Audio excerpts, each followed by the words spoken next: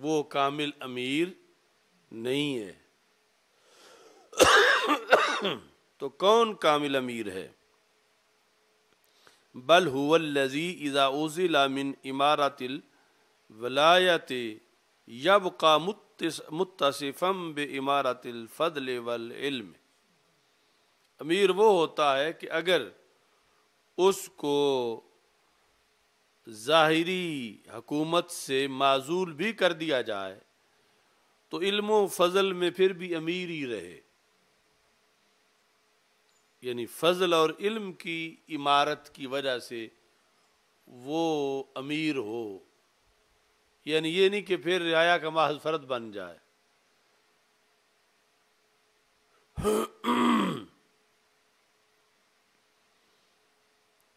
تو مطلب یہ بتانا چاہتے ہیں کہ یہ جو لوگوں کی وجہ سے عمارت ملتی ہے کہ سب نے مل کے ایک کو چن لیا اور امیر بن گیا، یہ اصل عمارت نہیں، یعنی یہ جب بھی وہ پیچھے سے ہٹ جائیں گے، اختلاف ہو جائے گا تو یہ عمارت ختم ہو جائے گی۔ تو عمارت وہ ہے کہ جس میں معزول ہونے کا اندیشہ نہ ہو، وہ ہے علم و فضل کے لحاظ سے عمارت۔ تو علم و فضل کی عمارت جو ہے یعنی امیر ہونا، اس لحاظ سے وہ دوسرے امیر ہونے کے لحاظ سے زیادہ اہم ہے۔ دوسرا امیر ہونا پھر جو ظاہر بات کر رہے ہیں وہ ہے بحیثیت حکمران کے ہونا، یا جیسے کسی تنظیم کا کوئی کسی کو امیر بنائے، وہ بھی اسی کے ضمن میں آئے گا، یعنی معزولیت کے لحاظ سے۔ لیکن جو علم و فضل کی جو عمارت ہے امیر ہونا، اس لحاظ سے کسی کا اس کے لیے معزولیت نہیں ہے، بشرطے کہ اللہ کا اس پر فضل رہے اور ایمان اس کا صحیح رہے، تو پھر اس کا تختہ نہیں الٹا جا سکتا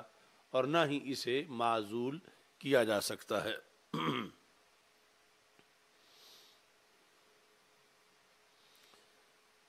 پھر کہتے ہیں وَعْلَمْ أَنَّ تَعَلُّمَ الْعِلْمِ يَكُونُ فَرْضَ عَيْنٍ۔ تو یہ بڑی اہم بات ہے۔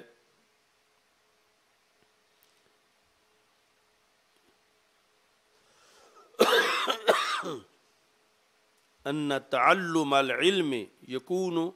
فَرْضَ عَيْنٍ وَهُوَ بِقَدْرِ مَا يَحْتَاجُ لِدِينِهِ۔ پانی دے جڑ سائیں تک نہ پیا۔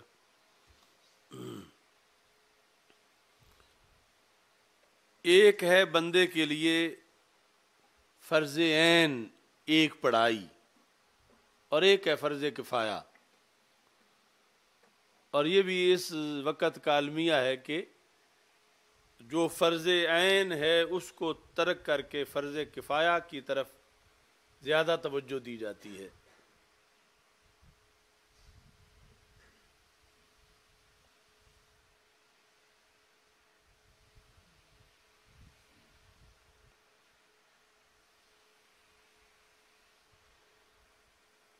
وہ بند کر دو۔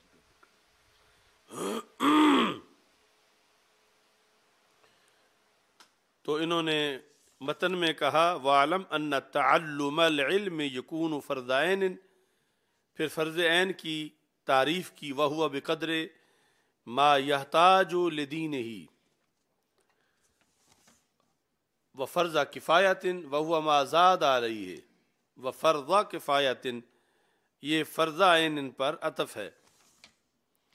وَهُوَ مَا زَادَ عَلَيْهِ یعنی جو دین کے لحاظ سے کسی کو کفایت کر رہا ہے علم، اس سے جو زائد ہے وہ فرض کفایہ ہے۔ وہ کس کے لیے؟ لنفع غیر ہی، تاکہ دوسروں کو نفع دے۔ تو علم کی یعنی علم بمانا پڑھنا، پڑھائی کی، جو علم پڑھنا چاہیے بندے کو، اس لحاظ سے ایک قسم ہے فرض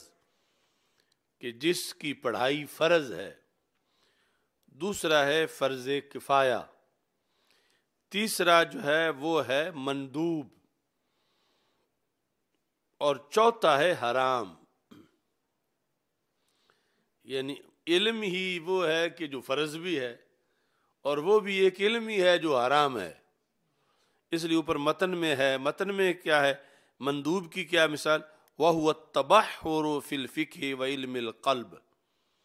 فقہ اور علم قلب میں تبحر، مہارت حاصل کرنا، یہ مندوب ہے فقہ اور علم قلب میں۔ حرام کیا ہے، وَهُوَ علم الفلسفہ، یعنی فلسفہ کا علم حرام ہے، والشعبذہ والتنجیم، اور شعبدہ بازی کا اور نجوم کا۔ اب یہ اوپر سارا وہ متن میں آ رہا ہے۔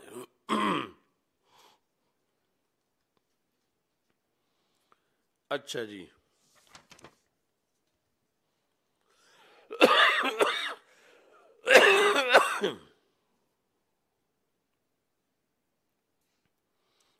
اب شرح دیکھو، وَاعْلَمْ أَنَّ تَعَلُّمَ الْعِلْمِ، تو یہ پھر العلم میں جو الف لام ہے سب سے پہلے اس کی بات کرتے ہیں، چونکہ وہ معین ہوگا تو پھر حکم لگے گا فرض عین کا۔ کون سا علم فرض عین ہے؟ تعلم العلم، العلم سے مراد ہے، یعنی الف لام عہد خارجی کا ہے، مراد ہے العلم الموصل الی الآخرہ۔ یہ پہلی تشریح ہے کہ وہ علم جو آخرت تک پہنچاتا ہے،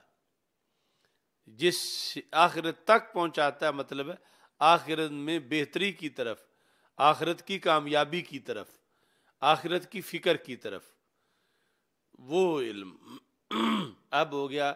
یہ الف لام عہد خارجی کا۔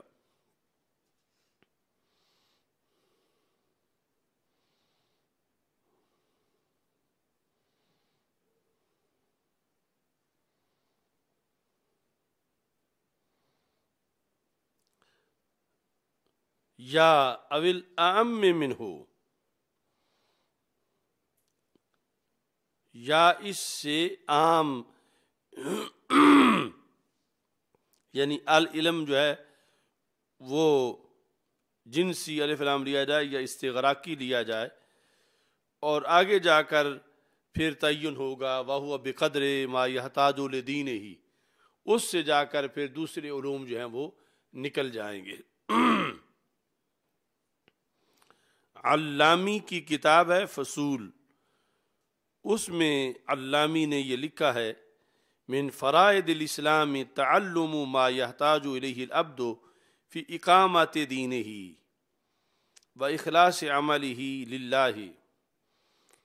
کہ فرائض اسلام میں سے ہے، یعنی ایک مسلمان جب کلمہ پڑھے مسلمان ہونے کے لیے، تو یہ سمجھے کہ اس دین کی ایک ڈیوٹی یہ بھی ہے کہ میں نے یہ دین پڑھنا ہے، یعنی جو میں دین قبول کر رہا ہوں، جیسے اس میں مجھے 5 وقت نماز پڑھنی ہے، مجھے زکوٰۃ دینی ہے، ایک فرض یہ بھی ہے کہ میں نے یہ دین پڑھنا ہے، یہ اس کے ذہن میں ہونا چاہیے کہ اس کے فرائض میں سے ایک فرض اس کو پڑھنا ہے۔ فی اقامت دین ہی،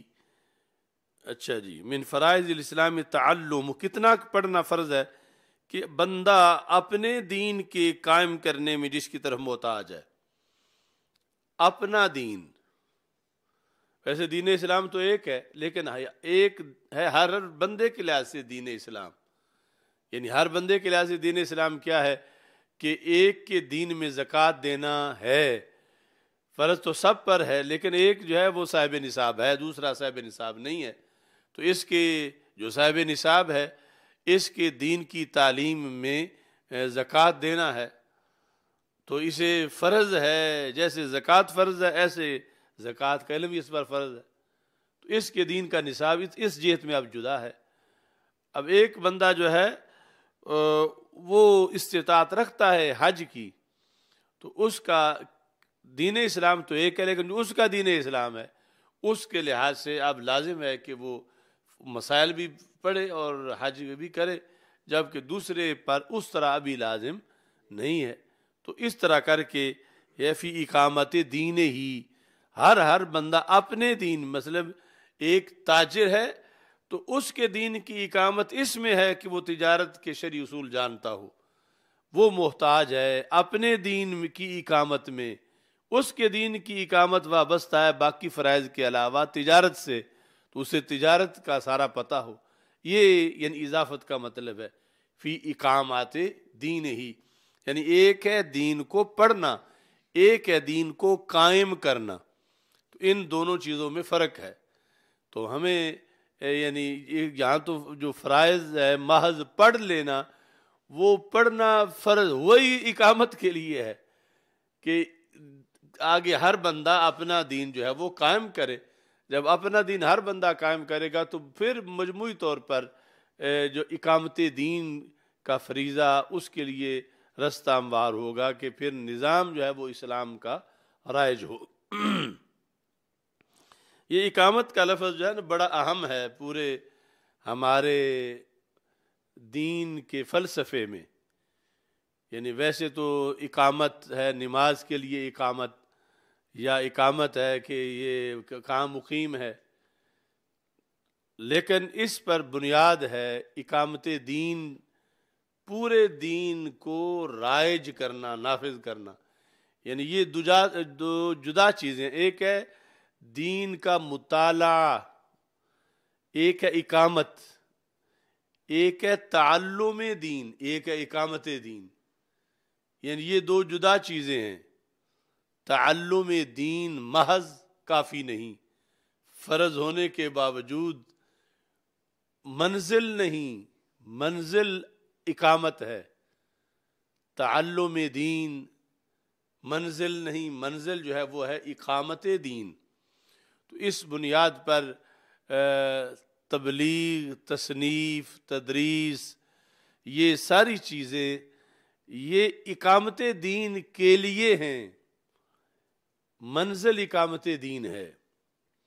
کہ دین کو قائم کرنا، دین کو قائم کرنا۔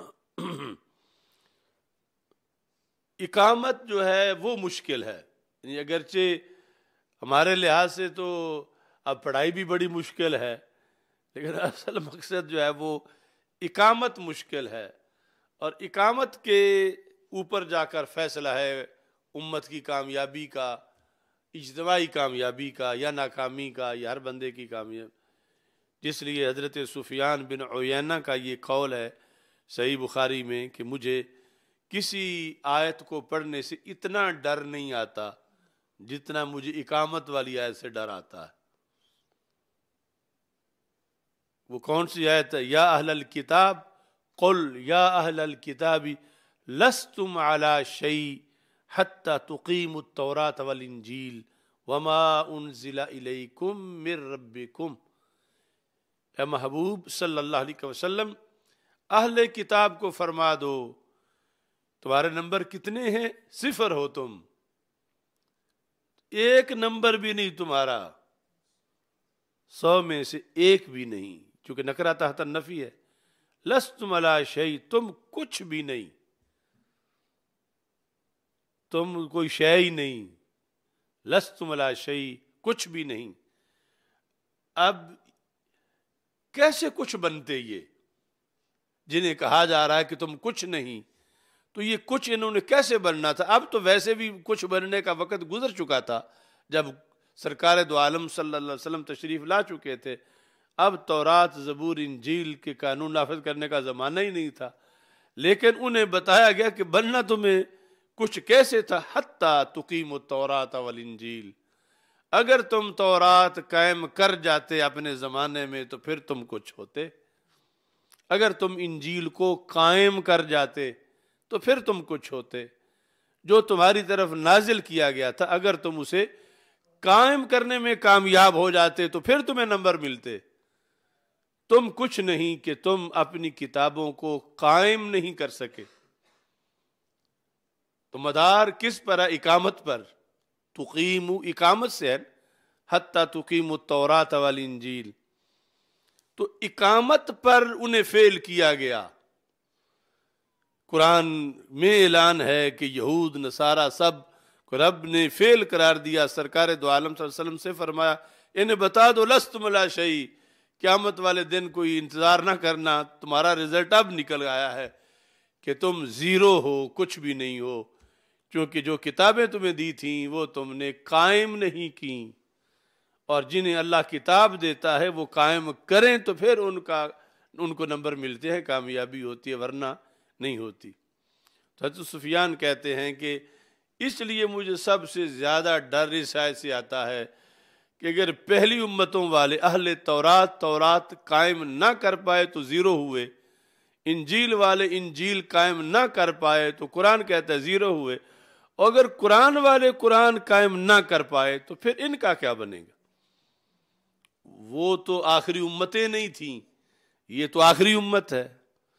لیکن بتا دیا گیا کہ تم کچھ تب ہوگے جب آپ ان کتاب قائم کرو گے۔ یعنی یہ لفظ اس لیے قابل غور ہے کہ یہ نہیں کہا اہل کتاب کو اللہ تعالیٰ نے کہ تم زیرو ہو، تم نے کبھی تورات کا مطالعہ نہیں کیا، تم زیرو ہو چونکہ تم تورات انجیل کے مدرس نہیں بنے، تم زیرو ہو تم نے اس کی تبلیغ نہیں کی، تم اس کے حافظ نہیں بنے۔ اس پر مواخذہ نہیں ہوا، مواخذہ اقامت پر ہوا ہے۔ تو مطلب کیا تھا کہ قرآن والو اگرچہ یہ ساری چیزیں لازم ہے کہ تم ناظرہ پڑھو، تم حافظ پڑھو، تم اس کے اعراب گرامر کو جانو، تم تفسیر لکھو، تم تفسیر پڑھاؤ، تم سب کچھ کرو، مگر کامیابی تب ہے جب قائم کرو، کیونکہ یہ ساری چیزیں لازم ہیں، فرض ہے، اور فرض اس اقامت کے لیے ہے۔ یعنی اگر کوئی اقامت کا صرف نعرہ لگائے اور کوئی اسے جب کہے چلو ٹھیک ہے پھر قائم کر لو، تو پھر پٹھان کی طرح کہے کھوچا آتا تو مجھے بھی نہیں ہے، وہ جو کلمہ پڑھانے نکلا تھا، تو پھر دین کیسے نافذ کر سکے گا؟ یعنی اس لیے فرض ہے پڑھا جائے، مگر یہ ہی منزل نہیں، منزل بڑی دور ہے۔ یعنی یہ جتنا مشکل سے مشکل پڑھائی، 13 سالہ کورس ہو، ہزاروں کتابیں کوئی پڑھے، ہزاروں کو لکھے، کوئی لاکھوں کو پڑھائے،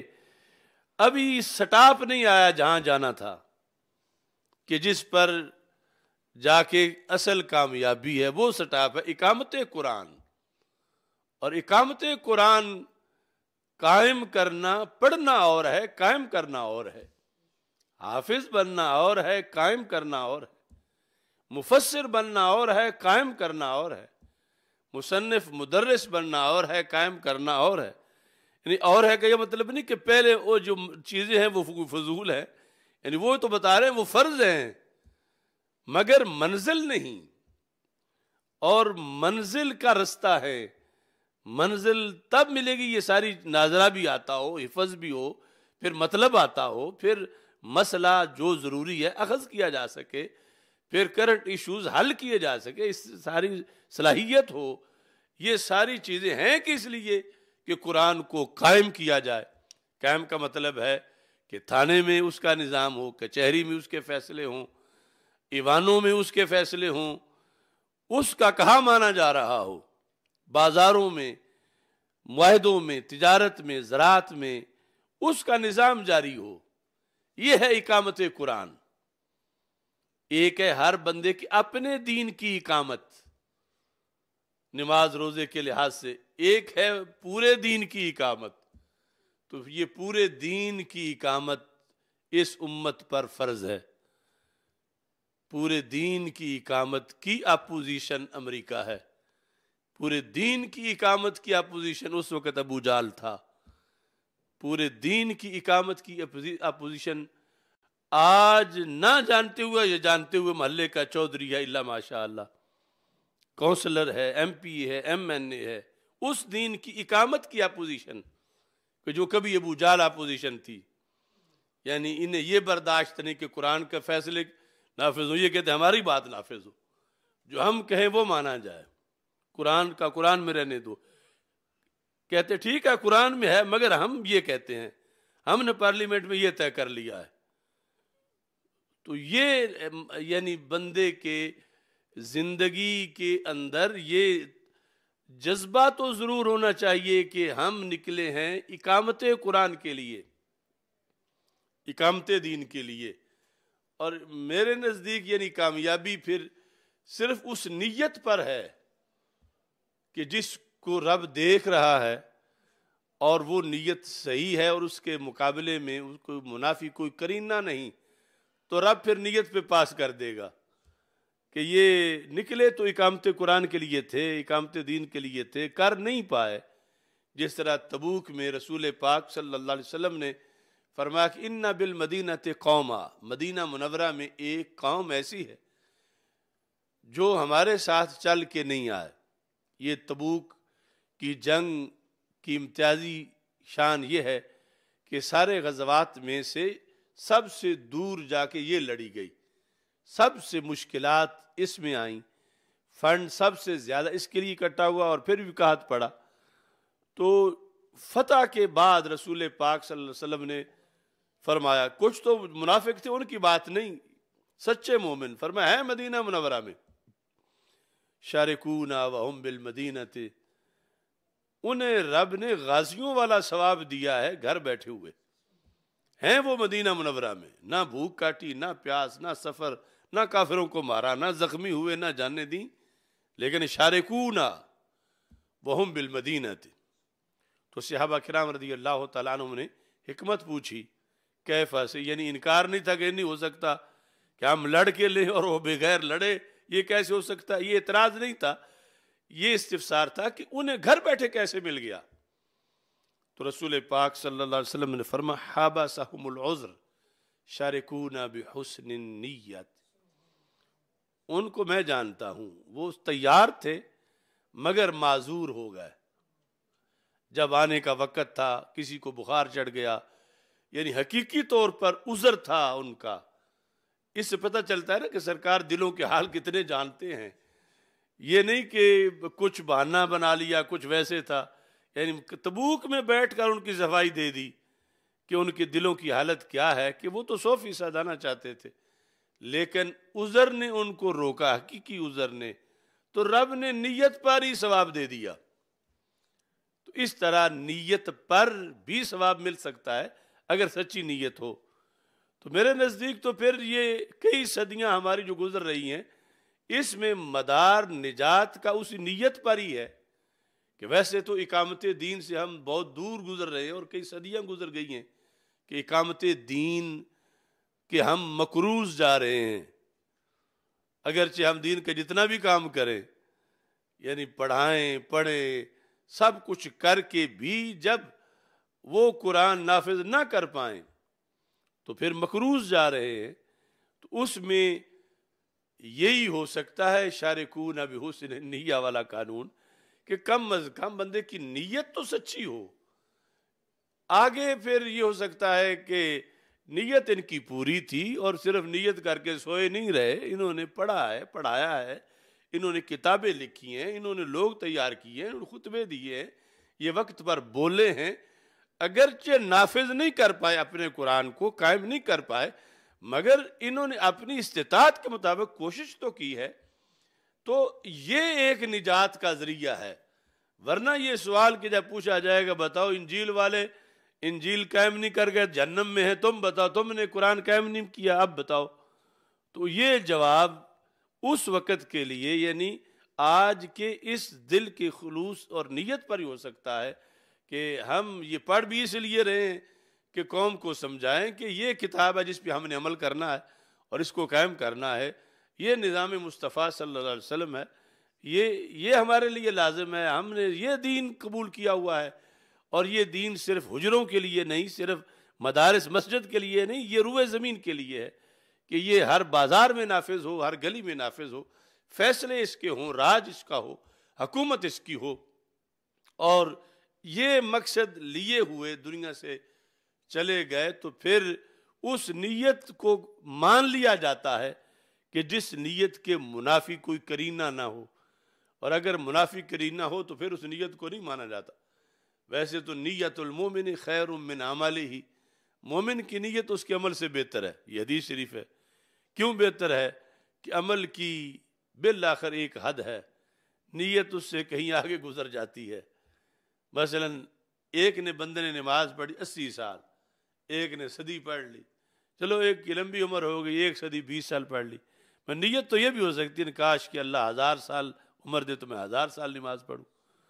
اب یہ 1000 سال کی جو نیت لیے ہوئے رکھتا ہے اور پھر روزانہ 5 وقت کی پڑھتا بھی ہے، اب ہوگا کہ نیت کے منافی کوئی کرینہ نہیں. لیکن اگر یہ ہے کہ نیت کہتا ہے میں نے 1000 سال کی عمر مانگی ہوئی ہے، رب 1000 سال دے تو میں 1000 سال نماز پڑھوں، مگر پڑھتا 5 وقت کی بھی نہیں، تو اب یہ ہوگا کہ یہ نیت غیر معتبر ہے، کہ اس کے منافی کرینہ پایا گیا. تو اقامت قرآن کی نیت سچی ہونی چاہیے، اس کے منافی کوئی کرینہ نہیں ہونا چاہیے. تو امید ہے کہ اللہ کے فضل سے بیڑا پار ہو جائے گا کہ ان کا جذبہ تھا، اگرچہ یہ ناظرہ قرآن پڑھا رہے تھے، یسر نل قرآن پڑھا رہے تھے، اگرچہ یہ حفظ کرا رہے تھے، اگرچہ کر رہے تھے، یہ درس نظامی پڑھ رہے تھے، یہ امامت کر رہے تھے، خطابت کر رہے تھے، ان کے اندر درد ایک ہی تھا کہ ہم نے اپنا دین نافذ کرنا ہے، لوگوں کو سمجھانا ہے کہ باقی سب جھوٹ ہے اور اس پہ چلو گے تو اللہ ناراض ہوگا، یہ اپناؤ گے تو رب راضی ہوگا، تو پھر جنت ملے گی. اسی جذبے میں پہلے بچہ تھا، پھر بوڑھا ہوا، پھر دنیا سے چلا گیا. تو اس نیت پر نجات ہو جائے گی کہ اقامت قرآن کے رستے میں مرا ہے، اقامت قرآن کی نیت میں گیا ہے، اقامت دین کی نیت میں گیا ہے. پھر جو ہے وہ اس کے لیے اور بھی بہت سے دلائل ہیں، لیکن یہ جذبہ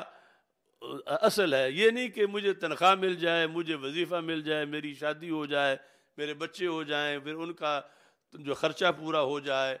یعنی پورے دین کے اندر دن رات بندے کے دل میں ایک ہی تڑپ ہونی چاہیے کہ یہ دین کہیں نافذ ہو جائے، اور اس کے نفاذ میں جتنا کچھ میں کر سکتا ہوں، کیونکہ ایک رستہ بندہ بھولا ہوا ہے تو اس کو سیدھا بتائیں تو امید ہے سیدھے پہ چل پڑے گا. تو میں 10 بھولے ہوئے لوگوں کو پکڑ کے سیدھے رستے پہ لگاؤں، میں 20 کو لگاؤں، اگرچہ قوم تو کروڑوں ہے، ہو سکتا ہے سمجھتے سمجھتے سب سیدھے رستے پہ چل جائیں. اس تڑپ پر وہ جو ابن ماجہ کی حدیث شریف ہے کہ رسول پاک صلی اللہ علیہ وسلم نے ارشاد فرمایا کہ یعنی قیامت کے دن جو ہے من مات یطلب العلم لیحیی بہ الاسلام بینہ و بین النبیین درجۃ واحدہ فی الجنہ، کہ جو ابھی طالب علم تھا فوت ہو گیا، لیکن جذبہ کیا تھا احیاء اسلام کا، اس جذبے پر بیڑا پار ہو گیا. یعنی نہ تو ابھی عالم بنا کہ کچھ کرتا، کوئی فتویٰ دیتا، کوئی کتاب لکھتا. من جاءہ الموت وہو یطلب العلم لیحیی بہ الاسلام، احیاء اسلام کے جذبے سے، جو احیاء اسلام کے جذبے سے جو پڑھ رہا تھا. اب دیکھو نا، یعنی یہ ہے کہ ہر دن یہ نیت ذہن میں ہونی چاہیے. یعنی پہلا سبق پڑھا تو جذبہ احیاء اسلام کا ہے، اگرچہ قابل نہیں ہے کہ اب یہ کر سکے، ابھی تو یہ ناظرہ پڑھے گا قرآن، لیکن نیت اس کی احیاء اسلام کی ہے کہ میں نے اسلام زندہ کرنا ہے. تو سرکار فرماتے ہیں اگر ناظرہ پڑھتا وہ فوت ہو گیا، لیکن نیت یہ تھی کہ احیاء اسلام، تنخواہ وظیفہ دنیا نیت نہیں تھی، نیت تھی احیاء اسلام. فرمایا قیامت کے دن اس میں اور نبیوں میں ایک درجے کا فرق رہ جائے گا کہ یہ احیاء اسلام کی نیت پہ نکلا تھا اور فوت ہو گیا. تو اس بنیاد پر یعنی یہ سہارا ملتا ہے کہ اگر وہ پڑھے بغیر صرف اس سچی نیت کی بنیاد پر اتنا لے سکتا ہے، تو پھر یعنی یہ کوشش جو ساری اصل احیاء اسلام یا اقامت دین کے لیے ہے تو پھر رائے گاہ نہیں جائے گی، بشرطے کہ بندہ جو ہے وہ یعنی نکلا اس نیت سے ہو. پھر اس کا ہر دن جہاد میں گزر رہا ہے، اس کا ہر قدم باعث ثواب ہے کہ یہ گھر بار چھوڑ کے نکلا ہے، کچھ عمر پڑھتا رہا ہے، کچھ عمر پڑھاتا رہا ہے، کہ نیت یہ ہے کہ وہ دین زندہ ہو کہ جس کی خلاف ورزیاں ہو رہی ہیں، تو پھر اس کو یعنی پھر بھی اجر جو ہے وہ مل جائے. اور اس میں پھر یہ الفاظ جو ہیں وہ استعمال کرنے چاہیے جو شریعت میں آئے ہوئے ہیں. یہ بھی ہم اس وقت بتاتے رہے ہیں لوگوں کو، یعنی دین آیا کی جگہ پر کہ دین تو صدیوں پہلے سے آیا ہوا ہے پوری دنیا پر، کہ یہ کہیں بھی نہیں آیا حدیث میں کہ دین لانے کے لحاظ سے، دین تو سرکار خود لائے۔ اس کے بعد یہ تھا اقامت دین، اس کے بعد یہ تھا تفہیم دین، اس کے بعد یہ تھا احیاء دین، اس کے بعد یہ تھا تعلیم دین، تعلم دین۔ یعنی یہ منصب ہے امت کے، دین لانا سرکار کا منصب ہے، اور سرکار لے آئے۔ هو الذی ارسل رسولہ بالہدی ودین الحق، یعنی اللہ نے اپنے رسول صلی اللہ علیہ وسلم کو دین دے کے بھیجا تو سرکار دین لے آئے۔ یعنی اگرچہ تعویلیں تو ہزار ہو سکتی ہیں، مگر ظاہری لفظوں پر قادیانیت کو کتنا بڑا موقع مل سکتا ہے کہ ابھی وہ تمہارا دین آیا ہی نہیں ہے، تو پھر کسی نبی کا انتظار ہے کہ جو دین لے کے آئے گا، اور پھر وہ دین آئے گا، اور پھر یعنی وہ جو لفظ دین نے خود استعمال کیے ہیں وہ ان پر پھر اعتراض نہیں، وہ ہے اقامت دین، غلبہ دین، احیاء دین۔ یہ اس کے لیے فرمایا لیحیی بہ الاسلام۔ اب اسلام زندہ باد کا نعرہ اس سے ماخوذ ہے، لیحیی بہ الاسلام، کہ جو اس لیے پڑھ رہا ہے کہ اسلام کو زندہ کرے،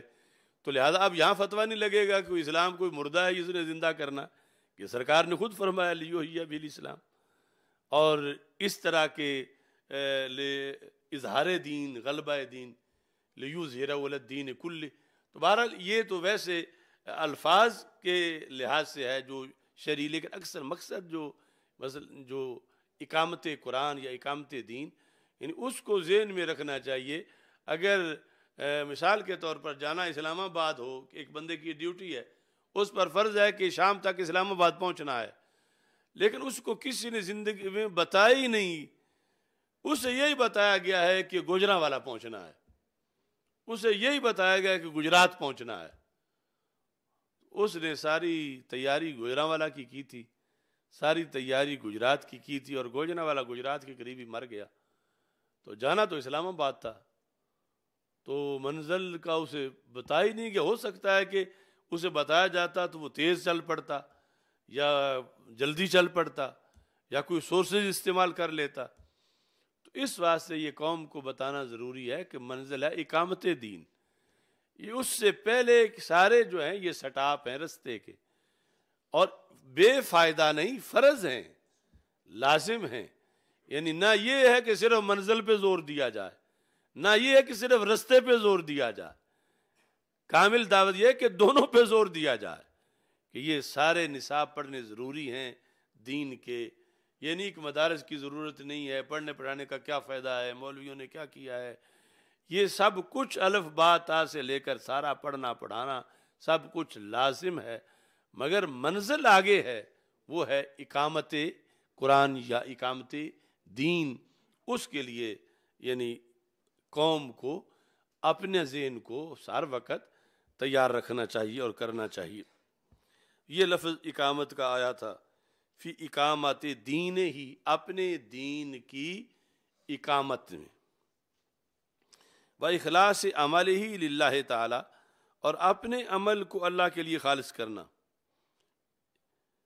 یہ پڑھائی، وَمُعَاشَرَةِ عِبَادِهِ، اور لوگوں کے ساتھ معاشرت میں، لین دین میں، رہن سہن میں جو اصول ہیں دین کے، ان کا پڑھنا، یعنی فرائض الاسلام میں آگے تعلم مضاف ہے، جس کی طرف بندہ محتاج ہے، کس کس فیلڈ میں، اپنے دین کے قائم کرنے میں، اپنے عمل کو اللہ تعالیٰ کے لیے خالص کرنے میں، اور لوگوں کے ساتھ باہمی معاملات میں جس کی طرف محتاج ہے، یہ پڑھنا فرض ہے۔ وَفَرْضٌ عَلَى كُلِّ مُكَلَّفٍ وَمُكَلَّفَةٍ، یہ ہر پر فرض ہے جو فرض عین ہے۔ مکلف کا مطلب یہ ہے عاقل ہے، بالغ ہے، مسلمان ہے، مرد ہے یا عورت ہے۔ مکلف اور مکلفہ یعنی وہ پاگل نہیں، مجنون نہیں، عقل مند ہے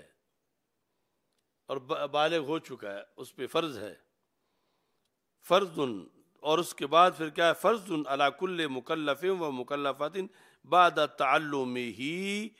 علم الدین والہدایت تعلم علم الوضوء والغسل. یہ بعد تعلم ہی، اس تعلم مصدر کا جو مفعول بھی ہے وہ ہے علم الدین والہدایت، کہ دین اور ہدایت کے علم کو پڑھ لینے کے بعد ہر مکلف اور مکلفہ پر فرض ہے. کیا فرض ہے؟ تعلم علم الوضوء، وضو کے علم کو جاننا، غسل کے علم کو جاننا، نماز کے مسائل جاننا، روزے کے، زکوٰۃ کے. کس کے لیے؟ جس کے لیے نصاب ہے. لمن لہ نصاب کا تعلق صرف زکوٰۃ کے ساتھ ہے، چونکہ دوسروں میں تو ہر ایک پر ہے، یہ صاحب نصاب پر ہے. والحج، زکوٰۃ پر عطف علم ساتھ لگے گا. فرض ہے حج کا علم، کس پر؟ یہاں بھی قید ہے لمن واجب علیہ، جس پر واجب ہے. بکرا دیسا. والبیوع علی التجار، فرض ہے بیوع کا علم، لیکن کس کے؟ تاجروں پہ. یعنی جو بندے کی زندگی کا شعبہ ہے وہ ایک علیحدہ اس کا سبجیکٹ ہے فرض میں. کچھ مشترکہ سبجیکٹ ہیں سب پہ جو فرض ہیں،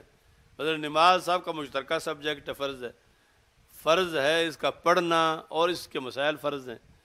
تجارت کے فرائض، تجارت کے مسائل تاجر کے اوپر یوں ہی فرض ہیں جیسے نماز کے مسائل جاننا فرض ہے اور خود نماز فرض ہے. یعنی اس کا جو زندگی کا شعبہ ہے اس کے لحاظ سے ایک علیحدہ فرض ہے. اب عام بندہ جو تاجر نہیں ہے، اس کا پڑھائی کا ایک سبجیکٹ کم ہے تاجر کے مقابلے میں، کہ تاجر پر تجارت کے مسائل شریعت والے جاننا اتنا فرض ہے جتنا نماز فرض ہے، اور نماز جیسے فرض ہے ایسے ہی نماز کے مسائل فرض ہے. ایسے ہی تاجر پر، یعنی اگر اس کو شوق ہے تاجر بننے کا، دکان کھولنے کا، تو اس پر فرض ہے کہ اسے اسلام کا اصول تجارت یاد ہو. یعنی اس کے لیے فرض عین ہے. یہ فرض کفایہ کی بات ابھی نہیں ہو رہی. یعنی ایک عالم،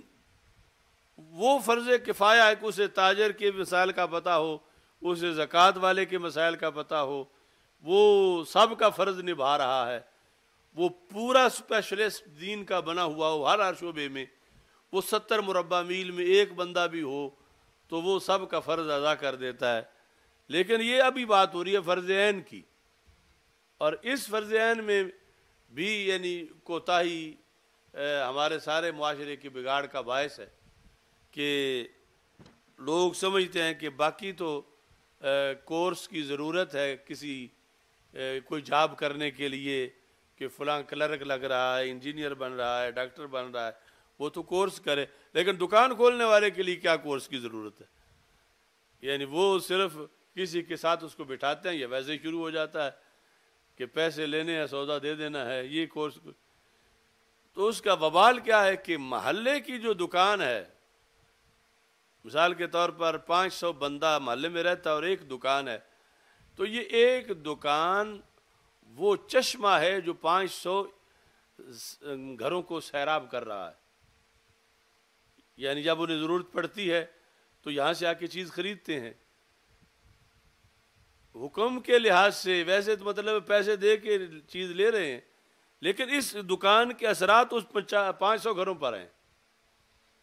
یہ جو نہر سے موگا نکلتا ہے، آگے پانی جاتا ہے، موگا تو آپ جانتے ہی ہوں گے، شاید پانی کا پھیرا کبھی مارا ہو نہر پر. تو اگر اس موگے کے اندر کتا پھنسا ہوا ہو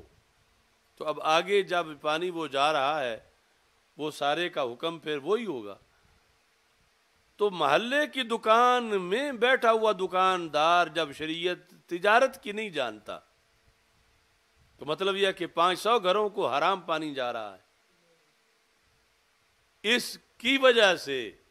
اس کا اپنا تو ہو ہی رہا ہے رزق خراب. یعنی کہیں بے باطل ہے، کہیں بے فاسد ہے، کہیں کچھ ہے، کہیں کچھ ہے، چونکہ اسے پتہ ہی نہیں. کہ شریعت کیا ہے، سودا بیچنا کیسے ہے، تو اب کون اس بات کی پابندی کر رہا ہے؟ یعنی شکوہ تو ہے کہ مسلمانوں کی حالت اب تر ہو گئی ہے، دعائیں قبول نہیں ہوتی، روحانیت نہیں ہے، تو وہ جو ہر محلے میں جہاں سے زمینیں سیراب ہو رہی ہیں وہاں بگاڑ ہے، تو وہ تو ایک محلہ کی ایک دکان ہے، پورے ملک کے بھرے ہوئے بازار ہیں،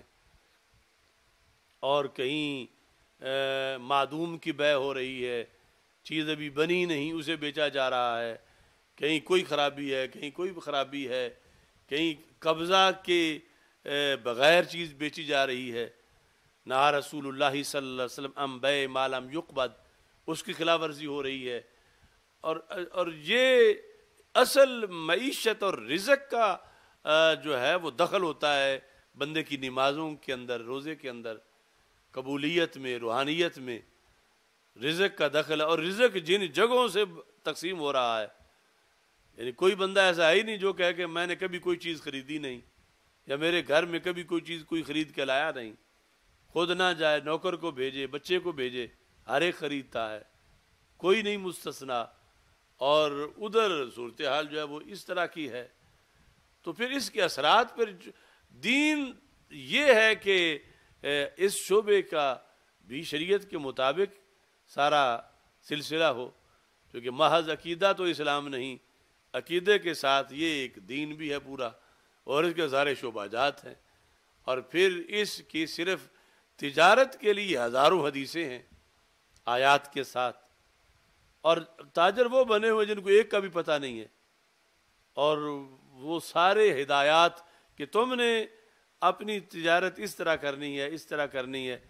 تمہارا اور ہندو کا فرق ہے، تمہارا اور نصرانی کا فرق ہے، وہ دکانداری کرتا ہے اور تم دکانداری بھی کرتے ہو، جنت کی تیاری بھی کرتے ہو، چونکہ التاجر الصدوق مع السفرۃ الکرام البررہ، کہ تاجر بھی ہو اور سچا بھی ہو، قیامت کے دن اونچے فرشتوں کی سیٹوں پر ہوں گے، تو اس کو یعنی کافر کو تو دکان سے کچھ نہیں ملنا، صرف دنیا ہے، مومن کی آخرت سنورتی ہے اسی سے۔ تو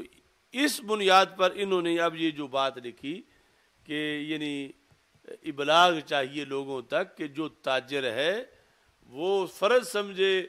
کہ جیسے وہ نمازی ہے تو بہت اچھا ہے، سمجھے کہ جیسے نماز فرض ہے ایسے ہی مجھ پہ فرض ہے کہ میں اپنی تجارت بھی اسلامی اصول اس کے پڑھوں تو پھر میں تجارت کروں، ورنہ یعنی خود بھی حرام کھائے گا، محلے والوں کو بھی حرام کھلائے گا۔ اس بنیاد پر احیاء العلوم میں لکھا ہے کہ حضرت سیدنا عمر رضی اللہ تعالیٰ عنہ آپ مدینہ منورہ کے بازار میں داخل ہوئے، اور آپ نے ایک طرف سے امتحان شروع کر دیا، ہر دکان پر جا کر کے ہر ایک سے بیع کی تعریف پوچھی، بیع کی قسمیں پوچھیں، بیع باطل بیع فاسد کا فرق پوچھا، اس طرح کر کے مختلف سوالات کیے، تو جن کو جواب نہیں آیا تو انہیں اسی وقت ان کی دکانیں سیل کر دیں اور انہیں کوڑے مارے، اور کوڑے مار کے ان کو مدرسہ میں داخل کروایا، اور فرمایا لا یبیع فی سوقنا الا فقیہ، ہمارے بازار میں صرف فقیہ ہی سودا بیچ سکتا ہے۔ اب زمانہ وہ ہے کہ فقیہ مسجد میں نہیں ملتا، فقیہ مدرسہ میں نہیں ملتا، اور نظام مصطفیٰ صلی اللہ علیہ وسلم یہ ہے کہ فرمایا ہمارے بازار میں صرف فقیہ سودا بیچ سکتا ہے، یعنی جس کو پتہ ہے، جو اس بات کا فقیہ ہے کہ بیع کی قسمیں کون سی ہیں، اسے پتہ ہو۔ یعنی یہ یعنی غفلت ہے کہ مسلمان بھول چکے ہیں کہ اسلام ہے کیا، یا مسلمان ہونے کے ساتھ ہم نے کرنا کیا ہے، یعنی دوسروں میں اور ہمارا فرق کیا ہے، کہ یہ سمجھتے انہوں نے بھی دکان کھول لی، ہم نے بھی کھول لی، وہ بھی سودا بیچتے ہیں، ہم بھی سودا بیچتے ہیں، جبکہ ان کی دنیا داری ہے، ان کی ساتھ جنت کی تیاری ہے، اتنا فرق ہے، اور اس کے لیے پھر ان کو اپنی مرضی نہیں کرنی پڑے گی کہ جو بھی چاہیں جیسے چاہیں، یعنی دوسروں کی تجارت یہ ہے کہ دونوں راضی ہیں، بس بات ختم۔ یہاں یہ ہے کہ ساتھ اللہ بھی راضی ہو، اللہ کے رسول صلی اللہ علیہ وسلم بھی راضی ہوں، یہ آپس میں بے شک راضی ہوتے رہیں، دکاندار بھی گاہک بھی، مگر بیع نہیں ہوگی، بیع تب ہوگی جب قرآن راضی ہو کہ یہ سود نہیں بن رہا، یہ بیع صحیح ہے، شریعت راضی ہو۔ تو اس بنیاد پر یہ یعنی کورسز میں، یعنی یہ ضروری ہے کہ ہر شعبے کا، یہ صرف پھر تاجروں کی بات نہیں، باقی ہیں کسان ہیں اور شعبہ جات ہیں، آرڈر پہ چیزیں تیار کرنے والے ہیں، کرائے پر چیزیں دینے والے ہیں، ان سب کے لیے دین کی اپنی اپنی ہدایات ہیں. اپنی مرضی کریں گے تو پھر دوسروں کے ساتھ شمار ہوں گے، رب کی مرضی پہ سارے کام کریں گے تو پھر یہ ہے کہ دنیا بھی گزاریں گے، ساتھ جنت کی تیاری بھی کرتے رہیں گے. اچھا جی، تو یہاں پر والبیوع علی التجار، تو یہ جمعے کے خطبوں میں یعنی اس بات کو بھی ہائی لائٹ کرنا چاہیے، کیونکہ پورے معاشرے پر اثرات ہیں اس شعبے کے بہت زیادہ، باقی کے بھی ہیں، لیکن یہ بیع و شراء کا سلسلہ دن رات جاری ہے، اور اس کے لیے انہوں نے وہ قانون شریعت ایک اردو میں کتاب ملتی، کم از کم وہ پڑھ لیں تاکہ ان کے ذہن میں جو ہے وہ کچھ نہ کچھ تو معلومات ہوں اور آگے ہدایت مل سکے. یہ کیوں لازم کیا ہے؟ لِيَحْتَرَزُوا عَنِ الشُّبُہَاتِ، لِيَحْتَرِزُوا، تاکہ بچ پائیں یہ لوگ، تاجر اور پیچھے جو ہیں، شبہات اور مکروہات سے. کس؟ فی سائر المعاملات، معاملات میں، سب معاملات میں. یہ لفظ سائر جو ہے نا، اگر یہ ہمیشہ مضاف استعمال ہوتا ہے تو اس کے مضاف الیہ کے افراد میں سے اگر کوئی ایک فرد بھی پہلے آ چکا ہو تو پھر اس کا معنی ہوتا ہے باقی، اور اگر کوئی فرد پہلے نہ آیا ہو تو پھر اس کا معنی ہوتا ہے تمام. مثلا کہا جائے کہ قال ابو بکر رضی اللہ تعالیٰ عنہ وسائر اصحاب رسول اللہ صلی اللہ علیہ وسلم، تو اب ایک فرد کا ذکر پہلے آ چکا ہے تو اب سائر کا معنی ہوگا باقی. اگر وہ قال سائر اصحاب رسول اللہ صلی اللہ علیہ وسلم تو اب کسی فرد کا ذکر پہلے نہیں آیا تو پھر وہ یہ جمیع کے معنی میں ہوگا کہ تمام نے یہ فرمایا ہے. تو معاملات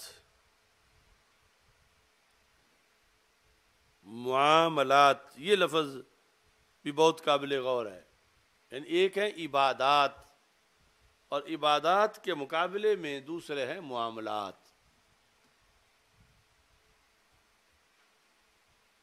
ایک ہے اعتقادیات، یعنی اس سے تو پھر میٹر شروع ہوتا ہے،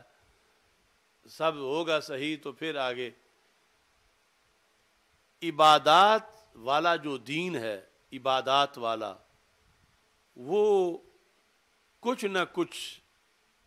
باقی ہے، کہیں کم کہیں زیادہ، یعنی مسلمان اس پہ عمل کر رہے ہیں اگرچہ کما حق ہو نہیں. کما حق ہو تو پھر جس محلے میں 500 گھر ہیں تو مسجد میں 500 گھروں کی نمائندگی ہو نماز کے وقت کہ سارے بالغ بندے آئے ہوئے ہوں، جبکہ ایسے شاید ایک بھی محلہ نہ ہو. لیکن پھر بھی مسجدیں نماز کے ٹائم لوگ آتے ہیں، اذان ہوتی ہے، جماعت ہوتی ہے، کعبے کے گرد طواف ہو رہا ہے، رمضان میں لوگ روزہ رکھ رہے ہیں، حافظ بن رہے ہیں، قاری بن رہے ہیں، قرآن پڑھا جا رہا ہے. یہ عبادات کا دین جو ہے یعنی یہ جاری ہے، اگرچہ کمزوری ہے لیکن کافی حد تک قابل ذکر عمل کیا جا رہا ہے. یعنی بڑی بڑی مسجدیں، ہزاروں نمازی، اور یہ ساری صورتحال. دوسری طرف ہے معاملات والا دین، تو معاملات والا دین سرد خانے میں ہے. معاملات والا دین،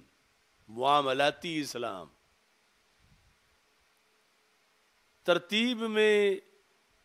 عبادات والا دین آسان ہے، اس لیے وہ تو چل رہا ہے، یعنی اچھی بات ہے جتنا بھی عمل ہو رہا ہے، لیکن مزید ہو. مگر معاملات والا دین جو ہے یہ اس سے سخت ہے اس پر عمل، اور فرض یہ بھی ہے اور اس کی طرف جو ہے وہ پشت کی گئی ہے، اسے چھوڑا گیا ہے معاملاتی اسلام کو۔ اور معاملاتی اسلام جب کسی بندے کا معاملاتی دین کا رویہ اپنا ناقص ہو تو عبادتیں بھی قبول نہیں ہوتی پھر۔ تو معاملاتی اسلام کے معاملات سارے اسلام کے تابع ہوں۔ اب یہ صورتحال ہے کہ ہمارے معاشرے کے اندر جو حقیقت ہے کہ کچھ لوگ معاذ اللہ اسلام بیزار ہیں ملک میں، یعنی کہلواتے مسلمان ہی ہیں مگر ایسے برائے نام مسلمان ہیں کہ خود اسلام پہ اعتراض بھی کرتے رہتے ہیں۔ کچھ اعتراض نہیں کرتے، مسلمان ہیں مگر وہ مسجد سے دلچسپی نہیں رکھتے، نماز پڑھنے کبھی بھی نہیں آتے، منکر نہیں ہیں۔ پھر کچھ ان سے ایڈوانس ہیں جو مسجدوں میں کچھ آتے ہیں، پھر مزید اچھے ہیں جو بہت زیادہ نمازی ہیں بلکہ حاجی ہیں۔ اب یہ جو مسجدوں میں نمازیوں کی کثرت، ایسے نمازی کہ جو حاجی بھی ہیں، داڑھی بھی رکھی ہوئی ہے اور سال میں 1-2 عمرے بھی کرتے ہیں، ان کی جو دکانیں ہیں وہاں کیا ہے؟ یعنی جو تہجد کا بھی ناغہ نہیں ہونے دیتے، اشراق بھی پڑھتے ہیں، اور یہ مطلب ان کی خوبی ہے، اور داڑھی رکھی ہوئی ہے، پورا سلسلہ صحیح ہے، لیکن ان کی دکانوں پر کیا معاملات اسلام کے مطابق ہو رہے ہیں؟ سود کے مسئلے میں، بے باطل بے فاسد کے مسئلے میں، تو یہاں پاس ہونا اس پیپر میں، یہ اس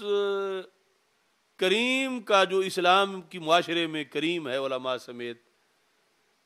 ان کا پاس ہونا بھی بڑا مشکل ہے کہ یہ مسلمانوں کی 3 دکانیں ہیں، ایک ہے وہ بیزار، دوسرا جو ہے وہ کبھی کبھی نماز پڑھنا، تیسرا پکا اور حاجی، تو سودا سب پر تو ایک طرح بک رہا ہے، سود کے معاملات ایک طرح، الا ماشاء اللہ وہ بڑے مبارک حاجی ہیں یا لوگ ہیں جن کی دکانیں یعنی اس طرح کے خرافات سے جو دین کے مخالف ہوں، معاہدے اور سودے ان سے پاک ہوں، لیکن شاید وہ 1% بھی ہوں ملک میں یا نہ ہوں۔ تو اب باقی جو سلسلہ جاری ہے تو اس میں پھر یہ سمجھا جاتا ہے کہ وہ حاجی نمازی جو ہیں وہ کہتے ہیں اب ہماری دکان نہیں چلے گی، اگر وہ تو اس طرح ہی بیچ رہے ہیں، وہ تو یہ سودا یوں ہی دے رہے ہیں، تم کہہ رہے ہو پہلے قبضہ کرو پھر بیچو، اس میں مزدوری بھی پڑے گی، اس میں یہ بھی ہوگا، اس میں وہ بھی ہوگا، وہ دوسرے تو انہوں نے اس طرح کیا ہوا، پھر اس میں چونکہ ظاہر ہے کہ دوسری طرف آسانیاں ہیں،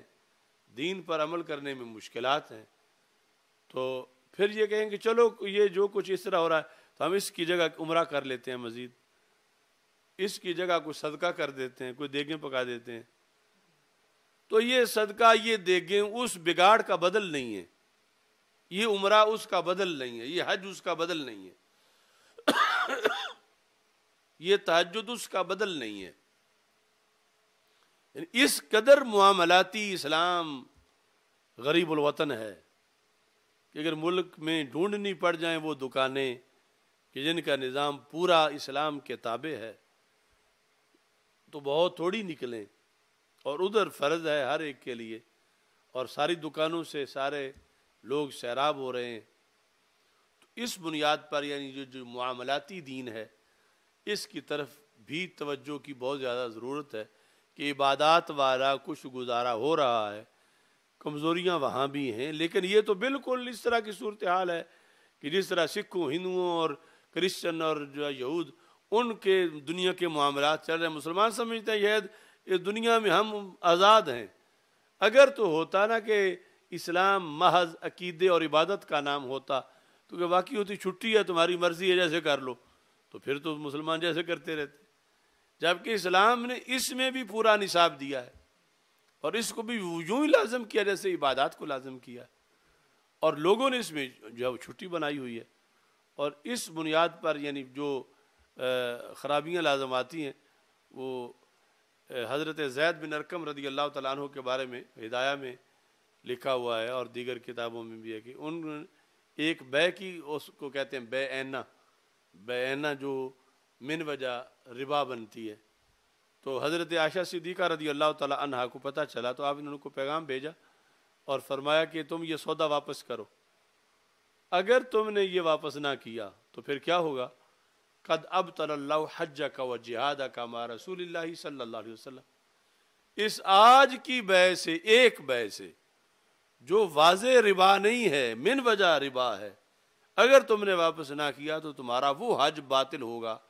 جو تم نے رسول پاک صلی اللہ علیہ وسلم کی معیت میں کیا تھا، اور وہ جہاد بھی باطل ہوگا جو تم نے سرکار دو عالم صلی اللہ علیہ وسلم کی معیت میں کیا تھا۔ یعنی آج کی عمرے اور حج کا پھر قبولیت ہوگی تو فائدہ ہوگا، اور اگر یہ نظام سارا اسی طرح رہے تو پھر کتنا، یعنی اس کے لیے فکر مندی ہے نمازوں کی قبولیت کے لیے۔ تو یہ ہے معاملاتی اسلام کے لحاظ سے درد، کہ اس کی بھی ضرورت ہے، یہاں وہ نظام دین کا ہو ملک میں تو پھر سب کے لیے آسانی ہے، ورنہ چند دکاندار جب شریعت پہ عمل کریں گے تو وہ خالی بیٹھے رہیں گے، باقی جو ہیں وہ اپنا دھندا جو ہے وہ چلاتے رہیں گے۔ اچھا جی، فرائض علم،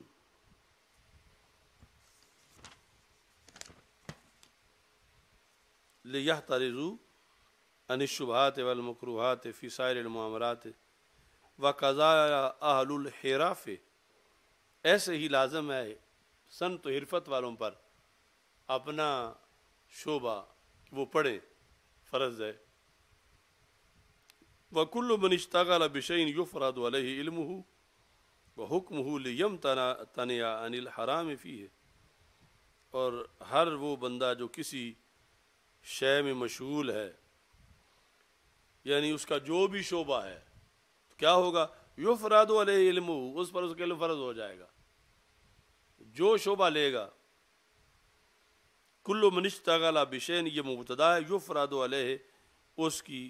خبر ہے، کیوں فرض ہے؟ لیمتنع عن الحرام فیہ، تاکہ اس شعبے میں حرام سے بچ جائے۔ الحمدللہ رب العالمین، استغفر اللہ لا الہ الا اللہ وحدہ لا شریک له خیر و برکت فضل، اللہم انا نعوذ بک من زوال نعمتک، تحول عافیتک، فجاءت نقمتک،